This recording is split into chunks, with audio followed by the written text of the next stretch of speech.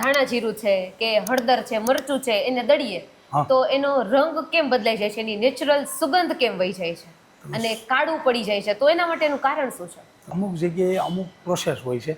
ઠીકરાની તાવડી હોય તો એમાં રોટલી ખારી ન પડે, સારી રહે, લોખંડમાં થઈ જાય. હા, જે પાવર આવે છે સિંગલ ફેસમાં એવી રીતે, બરાબર? તો એનાથી થઈ શકે કે આપણે 3 ફ્લેશમાં લેવો પડે. ખરેખર હું કહું છું 2 પાવર ન હોય તો હાલે. આપણી યુટ્યુબ ચેનલ પર આપણી સાથે લાખો લોકો જોડાયેલા છે જે બિઝનેસ કરે છે અથવા તો બિઝનેસ કરવા ઈચ્છે છે, જેમના મનમાં ઘણા બધા ક્વેશ્ચન છે કે મશીન છે કેવી રીતે કામ કરે છે, એની શું પ્રોસેસ છે, એને લઈ આવવા માટે, અહીંયા પહોંચાડવા માટે ઘણા બધા ક્વેશ્ચન છે કે મશીનમાં શું કામ થઈ રહ્યું છે, કયા કયા અનાજ દળાય છે, કયા કયા મસાલાઓ દળાય છે, તો એના માટે ઘણા બધા ક્વેશ્ચન્સ છે. તો એમાંથી હું તમને આજ એઝ અ કસ્ટમર તરીકે હું તમને એક ક્વેશ્ચન પૂછવા માંગુ છું કે આપણે ધાણા જીરું છે કે હળદર છે, મરચું છે, એને દળીએ તો એનો રંગ કેમ બદલાઈ જાય છે, એની નેચરલ સુગંધ કેમ વહી જાય છે અને કાળું પડી જાય છે, તો એના માટેનું કારણ શું છે? તમે 100% સાચી વાત કરી છે. કારણ કે આવા પ્રોબ્લેમ અમારે જેટલા ક્લાયન્ટ આવે ને બધાયનો કંઈક ને કંઈક પ્રોબ્લેમ હોય છે. પણ એ શું છે, બધા લોકોની ટેકનોલોજી કંઈક ને કંઈક અલગ હોય છે અને એની પ્રોસેસ દરવાની પણ અલગ હોય છે. આજે લેડીઝ રોટલી બનાવે તો સરસ વ્હાઇટનેસ જતી થતી હોય તો એ દાજ પડી જાય ને કારી પડી જાય, તો એ પણ એનો કંઈક માઇનસ પોઈન્ટ છે. એ જ લેડીઝ એ જ તાવડીમાં કરે તો સારી થતી હોય. તો અમુક જગ્યાએ અમુક પ્રોસેસ હોય છે. ઠીકરાની તાવડી હોય તો એમાં રોટલી ખારી ન પડે, સારી રહે, લોખંડમાં થઈ જાય. એવી જ રીતનું અમે અમારા જે કંઈ પ્રોસેસિંગ મશીન છે, તો મશીનની અંદરમાં જ્યારે હળદરની વાત કરીને તો હળદરનો ગાંઠિયો એટલે પાણા જેવો અને હોપારી જેવો કઠણ હોય. જ્યારે પહેલા ચેમ્બરની અંદરમાં જાય ને તો ન્યારે એને પીસવાનું ચાલુ કરે છે ને ત્યારે હળદરને આખી ડાયરેક્ટ તોડી નથી નાખતા. 2 ચેમ્બર હોય છે તો 2 ચેમ્બરથી કામ નથી થતું.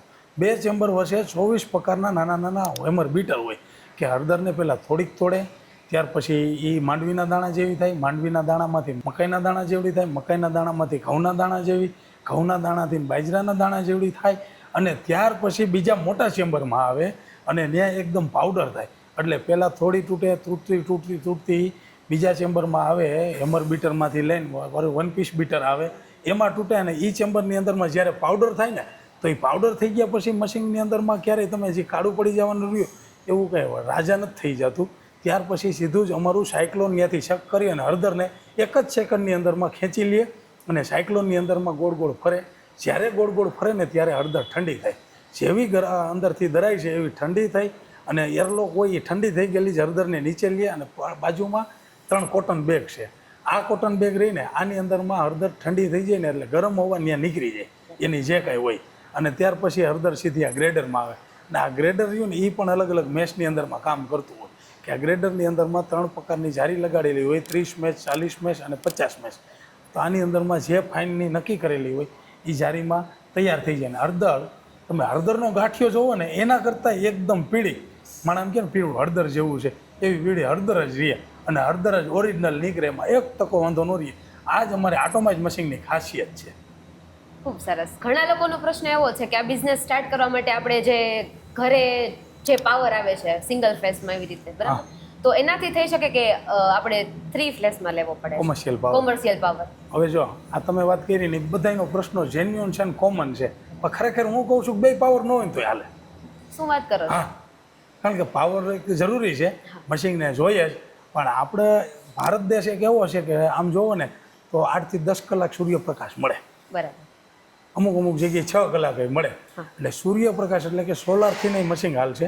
માની લ્યો સોલારથી નથી હાલવો તો જો સ્ટાર્ટિંગ કરવો હોય બિઝનેસ તો સિંગલ ફેસ મશીનથી હાલશે. ઘરની લાઇનથી મસાલાનો બિઝનેસ કરવો હોય તો થઈ શકે. કોમર્શિયલ લાઇનની વાત કરી તો 3 ફેસ કનેક્શન હોવું જરૂરી છે. 3 ફેસની અંદરમાં પણ બિઝનેસ થઈ શકશે. એટલે આ પ્રશ્નો બધાનો કોમન રહેશે. પણ જો શક્ય હોય અને તમારે લાઇટ બિલથી મુક્તિ લેવી હોય તો વન ટાઈમ ખર્ચો હોય. ગવર્મેન્ટ સબસિડી પણ આપે છે, લોન પણ આપે છે. સોલાર લગાવી દેવાય, પાવરનો પ્રોબ્લેમ જ ખતમ. વાહ વાહ, ખૂબ સરસ. હવે આપણે આ મશીન ખરીદી લીધું છે, બરાબર, તો અમુક ટાઈમે એના સ્પેર પાર્ટ છે, એનું કટર છે, ઘસાઈ જતું હોય, બરાબર, તો એને બદલવું પડે, તો એના માટે તમે શું સર્વિસ આપો છો? સાદું સિમ્પલ એક્ઝામ્પલ આપું ને, ગમે એ વસ્તુ ઘસાઈ જાય ને એટલે તમારે સમજી લેવાની એને એટલો યુઝ થયો. આપણે બૂટ ચપ્પલ પહેરતા હોય ને, ચપ્પલ ઘસાઈ જાય ને એટલે 1-2 વર્ષ પહેર્યા હોય ને તો જ ઘસાય. બરાબર. કન્ટિન્યુ ગાડી હલાવતા હોય તો ગાડી હજારો કિલોમીટર, લાખો કિલોમીટર હાલે ને ત્યારે એને ટાયર ઘસાય. એવી જ રીતનું અમે સમજી જાય કે તમે અમારી પાસેથી કોઈ પણ મશીનરી લઈ ગયા છો અને તમે એને પુષ્કળ હલાવો છો અને પુષ્કળ પૈસા કમાણા છો અને પુષ્કળ હાલે છે, ત્યારે જ એની ઘસોટી લાગે છે. તૂટી જતું હોય, કાંઈ ડેમેજ થતું હોય તો બરાબર છે, પણ જ્યારે ઘસાવાની વાત આવે ને તો એની પણ સર્વિસ અમારા માટે છે જ કે અમે તમે ગમે ત્યારે ફોન કરો, જે પાર્ટ ઘસાઈ ગયો છે અમે તરત મોકલી આપી છીએ, એટલે થઈ જાય છે. અમુક ટકા ગેરંટી વોરંટીમાં હોય તો એ થઈ જાય, સર્વિસ હોય. ગેરંટી પૂરી થઈ ગઈ છે તો ચાર્જેબલ હોય છે, પણ એને સામે કોઈ ચિંતા કરવાનો વિષય નથી, કારણ કે તમે ઘણા કમાણા છો પૈસા. બરાબર. ઘણા લોકોનો એવો પ્રશ્ન છે કે ઘરમાં હું એક છું, બરાબર, મેં મશીનની ખરીદી કરી છે, તો શું એવું પોસિબલ બની શકે કે એક વ્યક્તિથી આ મશીન ચાલે? તમે બહુ સારી વાત કરી. આજે ઘણા લોકો એક વ્યક્તિ છે ને એમાં બે પ્રકારના પ્રોબ્લેમ છે કે ઘણી વખત ઈ માણસો નથી રાખતા, એનાથી નહીં ડરે છે. માણસો રાખવું જરૂરી છે, તેના હાટું કામ ગોતવું જોઈએ. હું માની લ્યો કે એને માણસો નથી રાખવો, પણ હસબન્ડ હોય, ભાઈ તમે છો તો લેડીઝ ઓર જેન્ટ્સ બે થઈને મળીને કામ કરે છે. તો આ મશીન અમે એવી ડિઝાઇનથી બનાવ્યું છે કે કોઈ પણ અનપણ વ્યક્તિ હોય હલાવી લે, તમે ઓપરેટ કરો, હળદર મરચું દાણા જીરું કાંઈ નાખશો, ઓટોમેટિક દરાઈને નીચે આવી જાય. મટિંગ ફૂલ્લી ઓટોમેટિક છે, એની કોઈ ચિંતા કર્યા જેવું જ નથી, દરાઈ જાય. એટલે આજે બે વ્યક્તિ હોય છે તો એક વ્યક્તિ પૂરા દિવસ પ્રોડક્શન કરશે તો એક દિવસ પૂરા દિવસ માર્કેટિંગ કરશે. આ મશીનની અંદરમાં હલાવવામાં તમારે ક્યારેય ટ્રેનિંગ લેવા જવું પડે કે એના ક્લાસ કરવા પડે કે મારે સોફ્ટવેર શીખવો પડશે ને, એવું કંઈ છે જ નહીં. મશીનની અંદરમાં ડે 1 થી અત્યારે તમે કોઈ પણ માણસ લેવો એટલે 1 જ મિનિટની અંદરમાં હલાવવા માંડે. મશીન જ અમે એવા રીતના સેટ કર્યા. ટૂંકમાં કોઈ પ્રકારની ચિંતા કરવાની જ કોઈ નહીં. ચિંતા જ નથી, ગમે તે ચલાવી શકશે, એમાં કંઈ ઓપ્શન જ નથી. એટલે તમારે વિચારવાનું જ નથી કે મારે હલાવવા હાટું ટ્રેનિંગ લેવી જોઈએ. ને એ અમારે જ્યારે એન્જિનિયર ઇન્સ્ટોલેશન કરવા આવે ને ત્યારે સમજાવી દે, કામ પૂરું. આવા તો ઘણા બધા હજી પ્રશ્ન છે. આપણે આટલા પ્રશ્ન પાર્ટ 1 માં લીધા છે, હજી ઘણા બધા પ્રશ્ન છે આપણે પાર્ટ 2 માં લેવાના છીએ. તો તમે આ ચેનલમાં નવા છો તો ચેનલને સબસ્ક્રાઈબ કરો, લાઈક કરો, અમારી સાથે જોડાયેલા રહો, અને તમારે પણ કંઈક ક્વેશ્ચન છે તો કોમેન્ટમાં જરૂરથી જણાવજો, અને પાર્ટ 2 જોવા માટે જોડાયેલા રહેજો.